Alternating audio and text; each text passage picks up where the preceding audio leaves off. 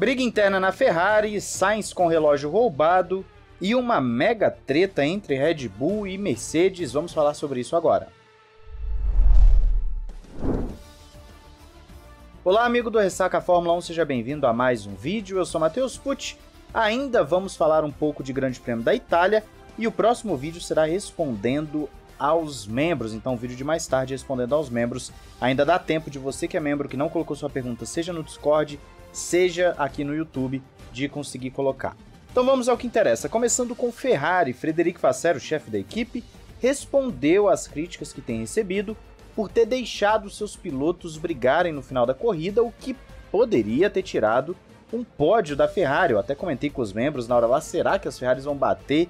Mas acabou que deu tudo certo para a Ferrari, conseguiram um terceiro e um quarto lugar.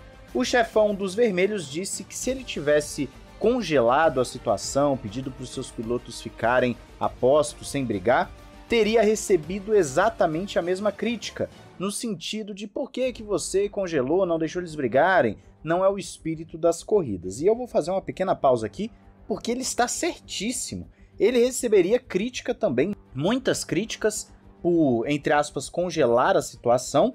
Então, deixar rolar foi legal, deu um ânimo para a corrida naquele final, deu uma perspectiva de algo diferente acontecer, uma batalha que foi legal de acompanhar, eu elogiei inclusive no vídeo anterior, se você não viu meu vídeo mais geral sobre a corrida, dê uma olhada. E o Vasseur continua dizendo que é muito mais fácil comentar quando você tem um final feliz, mas também acredita que foi a melhor forma de agradecer a todos e o apoio dos tifosi. Ou seja, ele está dizendo basicamente que deram um espetáculo para os fãs, para os torcedores que estavam lá em Monza, alguns com a expectativa da vitória da Ferrari, principalmente após a pole position do Carlos Sainz e também a defesa do Sainz naquela primeira parte da corrida, mas que o terceiro e quarto lugares acabam sendo o justo, acabam sendo o óbvio, o esperado para a Ferrari contra uma Red Bull muito dominante na temporada.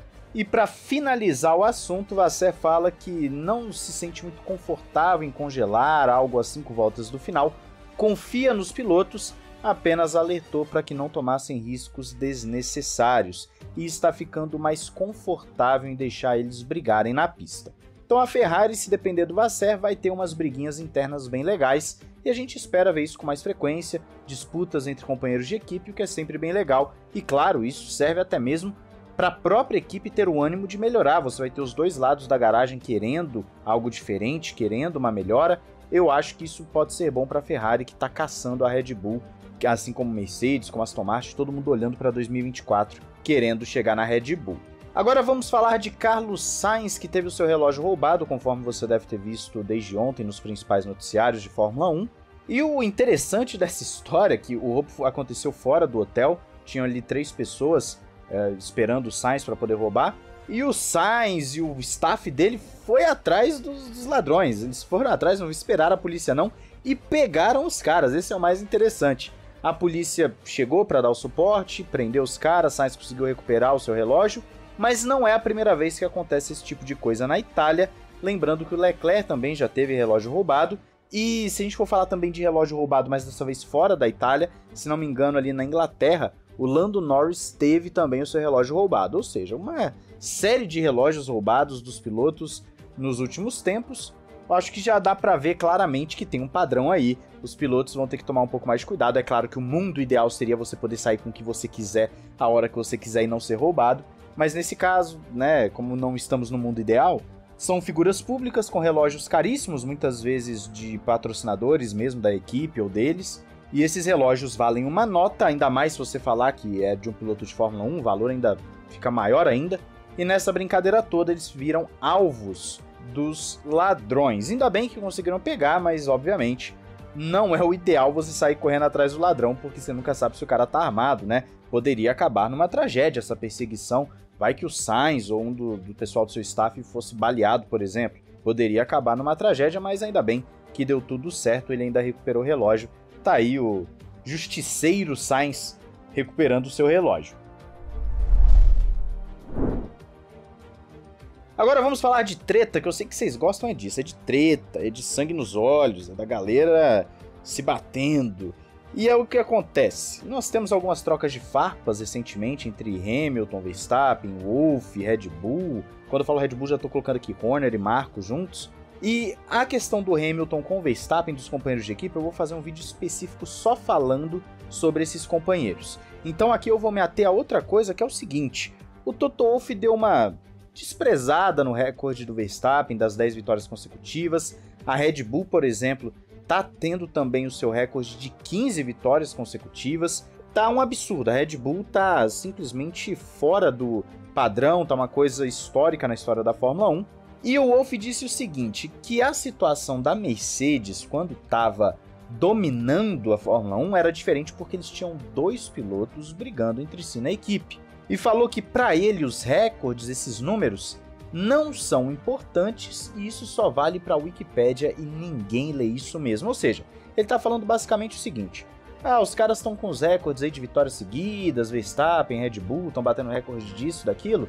Isso aí não interessa, isso aí não faz diferença nenhuma, ninguém liga para esse tipo de coisa. Obviamente que não ia passar de boa esse tipo de fala do Toto Wolff. O Helmut Marko deu uma entrevista também, ele falou sobre a questão do Hamilton com Verstappen, e deu também uma alfinetada na Mercedes com essas declarações. Ele disse que a diferença entre a Red Bull e a Mercedes é que a Red Bull está concentrada em obter o melhor desempenho da equipe e não vão se preocupar com a Mercedes até que ela se torne uma rival séria.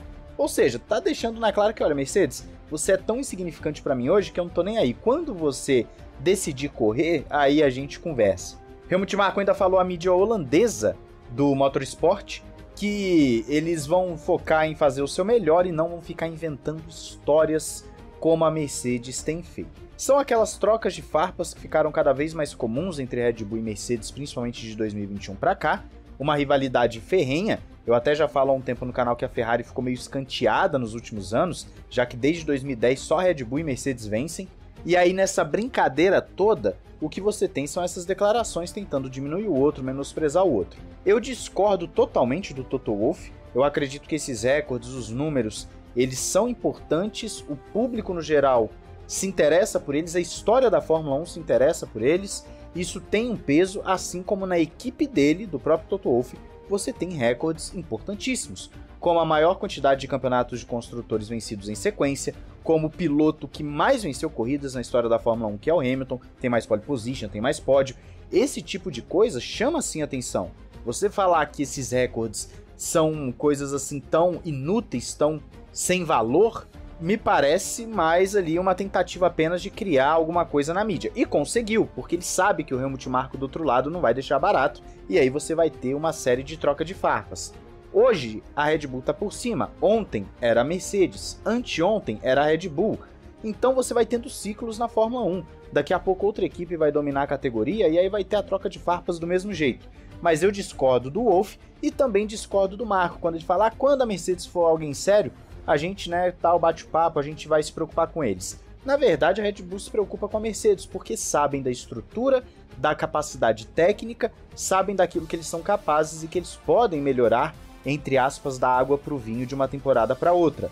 Eu diria que a Ferrari é a equipe mais subestimada nesse caso, por ser uma equipe que virou mais chacota nos últimos anos do que propriamente uma ameaça. Mas a Red Bull se preocupa assim com a Mercedes e você vê isso claramente nas diversas entrevistas, pré-temporada, tal, eles sempre estão de olho na Mercedes. Então é jogo de mídia. Jogo de mídia que, claro, gera conteúdo aqui para canais, para sites e tudo mais, mas na prática não é bem isso que acontece.